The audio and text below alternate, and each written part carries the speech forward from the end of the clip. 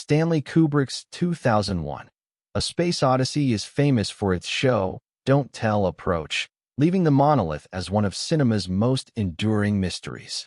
While Kubrick and co-writer Arthur C. Clarke intentionally kept it ambiguous, the monolith serves several specific narrative and symbolic functions. 1. The catalyst for evolution. In the Dawn of Man sequence, the monolith appears to a group of starving, defenseless hominids. It doesn't just sit there, it acts as a technological spark plug. Behavioral shift. After encountering the monolith, the ape-man Moonwatcher realizes that a bone can be used as a tool and a weapon. The leap. This represents the transition from animal instinct to human intellect. The monolith is essentially an instruction manual or a cosmic nudge that pushes a species toward higher consciousness. 2. An artifact of extraterrestrial intelligence. The monolith is the ultimate other.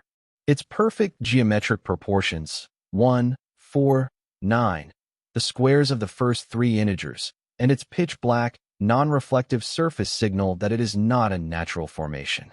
The Sentinel. It acts as a waypoint or a burglar alarm.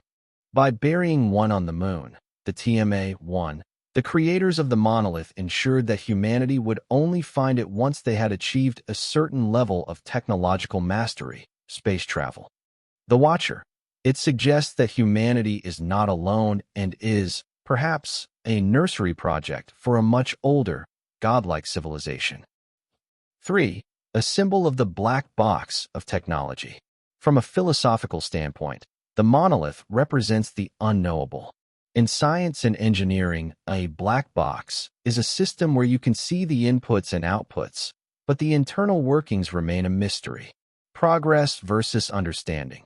Humanity uses the tools the monolith inspired, but we never truly understand the monolith itself. The bone-to-satellite jump. Kubrick's famous match cut from the bone to the nuclear satellite suggests that while our tools have become more complex, our nature, using tools for violence or dominance, remains tied to that first monolithic encounter. The monolith is an object that is intended to be a sort of teaching machine or a piece of hardware left by an extraterrestrial race. 4. The gateway to transcendence. By the end of the film, the monolith is no longer just a teacher, it is a doorway. In the final sequence, the monolith appears at the foot of Dave Bowman's bed, acting as a portal or a midwife for his transformation into the Star Child. It signifies the end of biological evolution and the beginning of a post-human, purely spiritual or energetic existence. The monolith remains powerful because it refuses to be explained away.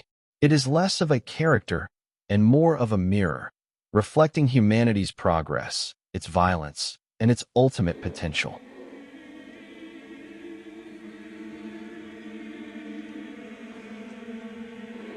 The 1:4:9 ratio of the monolith dimensions is one of the few concrete clues Kubrick and Clarke left for us. It isn't just a set of clean numbers, it's a mathematical signal of a civilization that has mastered the fabric of the universe. 1. The geometry of higher dimensions. In the novel, Clarke explains that the monolith's dimensions continue in a sequence beyond 3 dimensions. If the proportions in our 3D physical space are 1 squared, 2 squared, 3 squared, the implication is that the object actually extends into further dimensions we cannot perceive. The 3D shadow. What the astronauts see is merely the cross-section of a multidimensional entity. 2.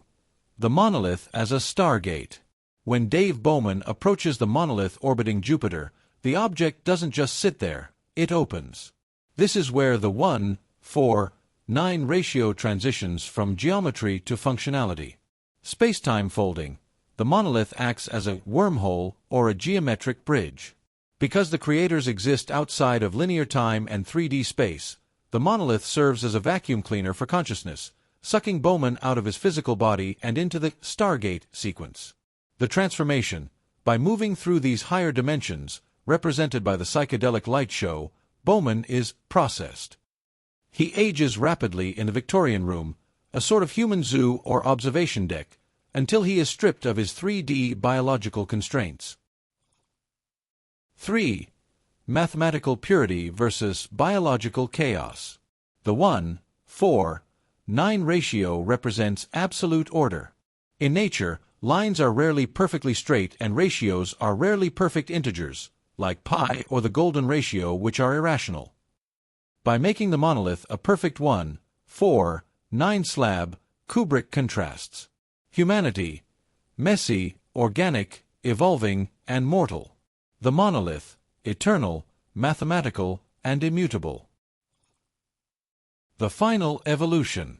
When the monolith appears at the foot of Bowman's bed at the very end, it acts as a midwife. The ratio no longer matters because Bowman is about to become like the monolith's creators, an entity of pure energy. The monolith's math is the ladder humanity climbed to reach the stars, but once Bowman becomes the star child, he no longer needs the ladder.